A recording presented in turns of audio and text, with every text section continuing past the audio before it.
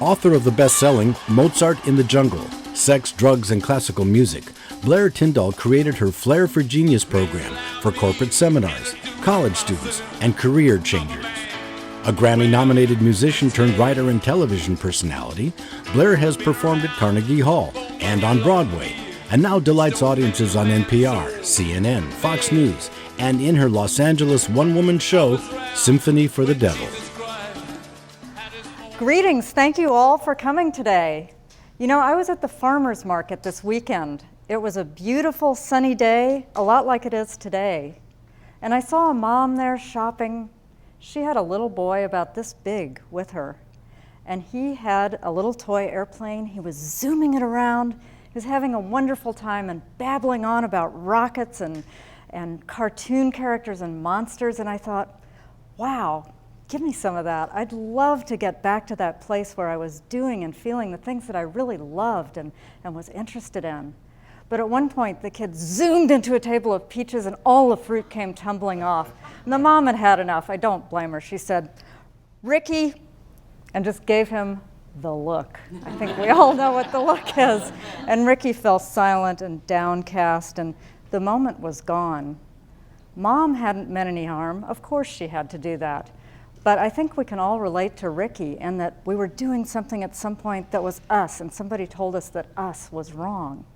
So if Ricky had been able to progress and just throughout his whole life explore these things that he loved, explore these things that he was so good at, Ricky would have grown up and perhaps become a cartoon animator for Disney, or maybe he would be designing satellites for NASA.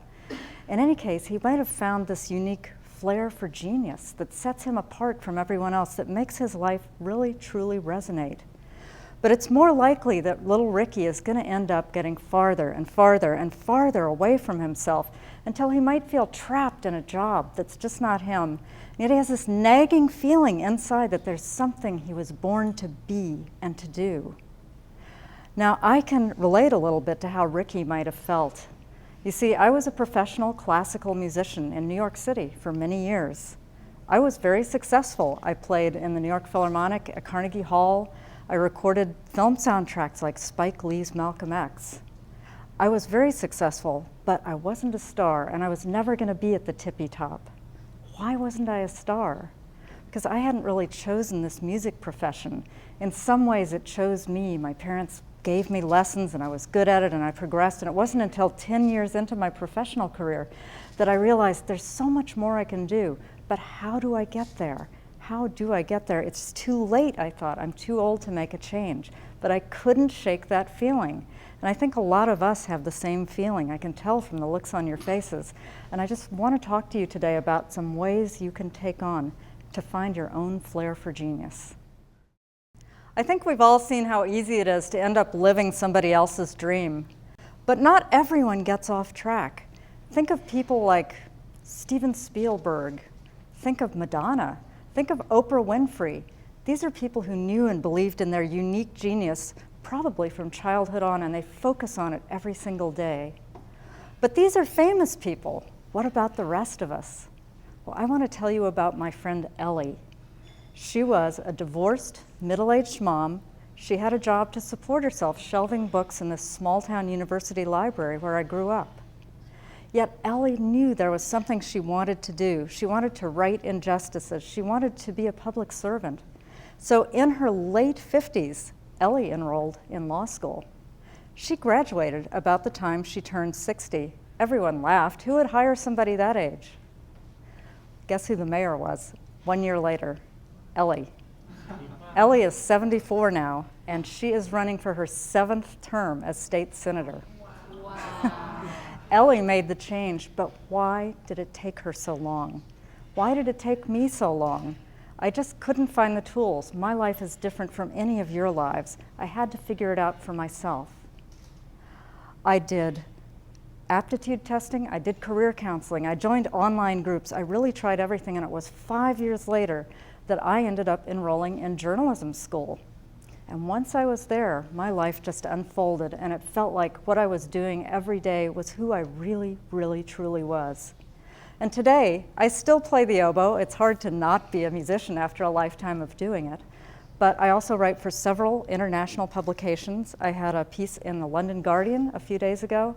I wrote a book that's been published in 5 countries called Mozart in the Jungle, Sex, Drugs, and Classical Music.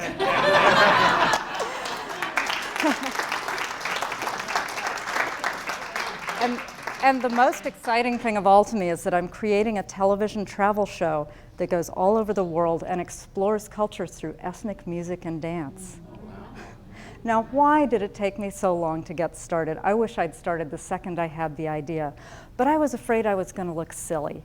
And I want to assure every one of you and urge every one of you that it's so important to start right now and not someday, not next year, not after lunch, not even after intermission.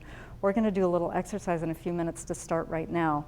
But I think standing here right now, I'm a good advertisement for starting, even if you're not perfect. I'm a grown-up lady standing in front of this dignified audience in a business suit, and I am wearing braces on my teeth like a teenager. I feel like a goofball. I probably look like a goofball.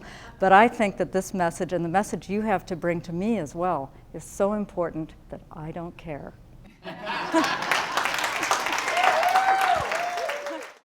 So we've spent the last 15 minutes, I've asked you to come up with 3 different lists. The first list is all the things that you have passions for, your Ricky's rocket ships, the things that you love to do, that you gravitate towards. The third list I asked you to do was your talents, the things you're innately good at. For me, that's music, that's writing, that's maybe not so much math. And then in the middle, I wanted you to come up with 3 dream careers, just 3 things that would use something from column A and something from column B. So you've got all of these things now, but how do you make these things into a life, as I have done? Because my life is not like yours or like Ricky's or like Ellie's or like the guys next to you. It's totally different. And that's why I've come up with a method through my search and my journey. I call this method the APT approach. That's APT. And just so you understand, the A stands for affinities. Those are the things that you really love to do. Those are your interests. And then in the middle of this sandwich, you've got the meat, which is the P, or the plan, the thing that's going to bring about this reality when these 2 things intersect. And then there's the T. The T is your talents, your innate gifts, your aptitudes, the things that you were born being able to do. So let me give you an example from my own life. When I was a little girl, I loved ballet. I wanted to be a ballerina, but it kind of didn't work out that way. As an adult, I still have an affinity for ballet. Now, do I have the talent for ballet? I think I passed the age of admission about, well, a few years ago, and I might be a little bit too big for a tutu. So these 2 things, they don't intersect. But let's go back, let's try it again. I love ballet. I can write. So for a year, I worked at a Northern California newspaper reviewing ballet and modern dance. I got to go to all the opening nights of the San Francisco Ballet, and I had a wonderful time doing all of that. So how do you take these dreams, though, into the reality? And that's where we're going to pick up right now. We're going to take these exercises that you did, and I want you to look at your list in your handout, and those 3 dream careers, just pick one. Maybe cover your eyes and just pick one. It can be the craziest thing in the world.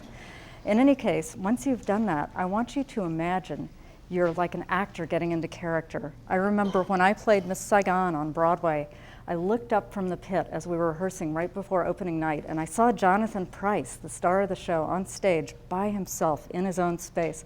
I have no idea what he was doing, but he was in profile and he was holding an imaginary object.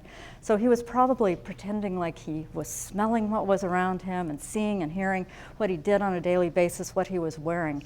And I want you to do that. Like, imagine you're going to be a star chef with this fabulous cookbook that's being reviewed everywhere in a new restaurant on Park Avenue. You're being interviewed by Matt Lauer on the Today Show. What are you wearing? What are you saying? And I want to see in all your bodies the confidence that comes from the success after you're truly passionate about what you do and it resonates with your own flair for genius.